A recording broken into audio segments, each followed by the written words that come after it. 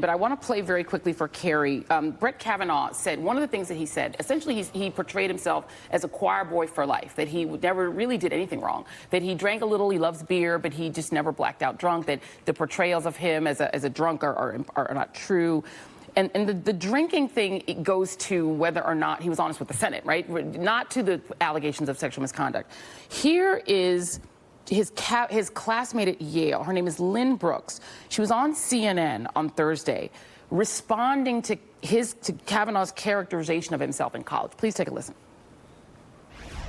I watched the whole hearing, and a number of my Yale colleagues and I were extremely disappointed in Brett Kavanaugh's characterization of himself and the way that he evaded his excessive drinking questions. There is no doubt in my mind that while at Yale, he was a big partier, often drank to excess, and there had to be a number of nights where he does not remember. Carrie, if Brett Kavanaugh was not honest about his drinking, if that is not corroborated by people who knew him, who went to school with him, would that put doubt in your mind about the veracity of his other claims? Look, we have dozens and dozens and dozens of people who have signed letters attesting to his good character, to the fact that he is a patriot, that he loves his country, and the fact that that Lynn is projecting and saying, oh, he might have blacked out. How does she know? But she is projecting her beliefs onto him. Can I say something? When people say believe, Dr. Ford, the word belief means a suspension of facts, and it is truly astonishing. When I see women dressed up as the Netflix, handmaidens' tales, they are projecting a dystopian society where facts do not matter. And it was racist and sexist of what your guest just said, that a white male does not deserve justice. I don't care if you're a white male or a black male or an African-American female. You deserve justice. You deserve equal treatment under the law. And this has been... Carrie, this is incredibly... It is incredible. Wait a second. Wait. Carrie. What floor is she Hold on? on. I just need to let John Harwood respond. John.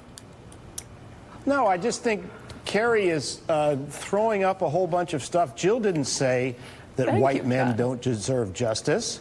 I mean, that's preposterous. She said he has privilege, and the privilege is equal protection under the law. This country is Carrie, built you have to let other people talk. Carrie, I'm sorry, but the way you are just works, railing you have to let ineffectually. Okay, this is not reason that you're offering. I will just say myself, in terms of what the Yale classmates of Brett Kavanaugh have said, I understand the milieu they're talking about. I was a college frat boy myself, and let me tell you that the principal purpose of these fraternity social events is for people to get hammered, okay? And Brett Kavanaugh, acted as if that wasn't part of his experience. It obviously was. In high school, in college, and as I said earlier, I think what Brett Kavanaugh's view of this is that this whole topic, this whole subject is unfair, and therefore I'm going to pretend that it's legitimate for me, it's justified for me to pretend that none of this stuff ever happened because I don't think it's a legitimate reason to keep me off the court. But by insisting that it didn't happen, he's obviously not credible in those assertions. Yeah, and I want to bring Mimi Rocha in. You've been very patient.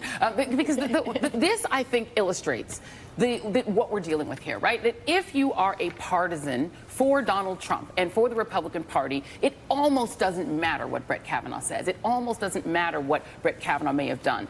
The perception, and as I said, I spoke with a Republican strategist who made this very clear, that the perception is just not fair, as John Harwood just said, that going after him this way is just a way for Democrats to take him down because he's a Republican. If you are not a partisan, then you're looking at it in a completely different way. The Supreme Court is not supposed to be in this zone. We get that the Senate is just, we get that the House is, we get that the White House is. People are like, it's my president. If it's my party, if it's not my president.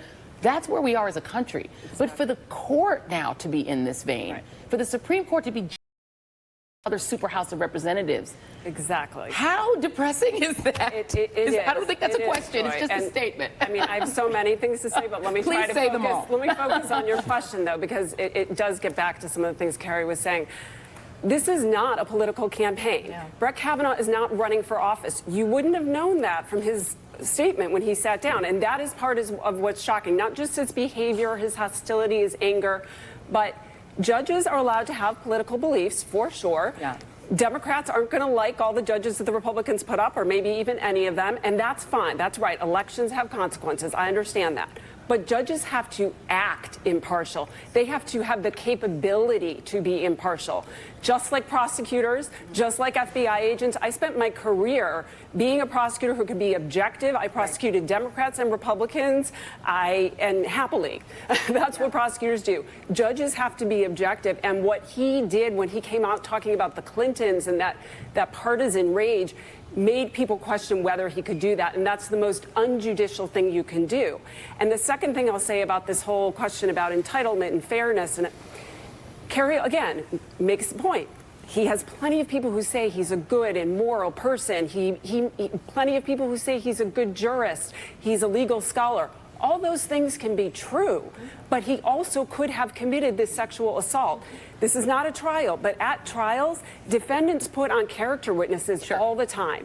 And the first question on cross-examination of a character witness who says, oh, my uncle's such a great person and he did so many good deeds. The first question on cross-examination by the prosecutor is, but do you know anything about the facts of this case? Were you present for any of the alleged acts? And the answer is no. And the prosecutor says, I'm done. I sit down.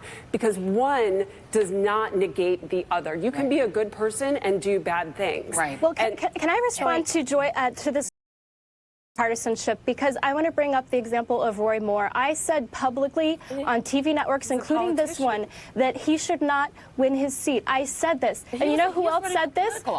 Mitch McConnell said this. Roy Moore was running for Senate. And you just said that I'm being a partisan. I am not being a partisan. The Supreme Court is Roy not Moore a said that he dated young girls. These are not, he said it himself. This is a very big difference. Carrie, you keep equating Brett Kavanaugh to people running for political office. That's kind of making the point. No, Joy, I'm equating evidence and data and witnesses. No, we had eyewitnesses. Let me go to, I haven't had saw David Roy Moore predatoring at shopping malls. Roy Moore used to be on the Supreme Court of Alabama. That's the only connection between Roy Moore and this guy. Let's go to, hold on. David Brock on young women. Roy and Mitch McConnell said that Roy Moore should not have that seat either. That's a very important point to make. What reward shall we give to Mitch McConnell for this statement? I'm saying let's go showing that he's being intellectually honest, but the facts do not support this assertion at this time. But you don't have any facts to refute it. You weren't there. Mark Judge was there, and he has proactively refuted it. Then he should have testified. He should have testified. Let's have David Brock in. David, assess this for us. You were in the middle of the previous iteration of this, the Clarence Thomas hearings in 1991. Were this actually at a lower temperature, believe it or not? And so you had the partisan attempt, and you were a part of it, to portray Anita Hill as a liar, to say there were no facts supporting her claim. She had no evidence to prove it. Clarence Thomas was being wrong. He called it a high-tech lynching when he gave his version of the angry speech. In your view, after all that we saw this week, all of the spectacle, have we come to a place where this will solidify, in your view, Republicans, people like Carrie Sheffield, and really make them rally more around Judge Kavanaugh? Well, I think that was the strategy. I mean, as you know, I knew Brett Kavanaugh, and the mask fell this week in his testimony. We really saw a couple different things. We saw, one, the raw political ambition, the raw political strategy, the rallying of those people, of his own people to his side. Because remember, in the Fox interview, he came across as very weak, almost pathetic, pleading. So that really needed a course correction.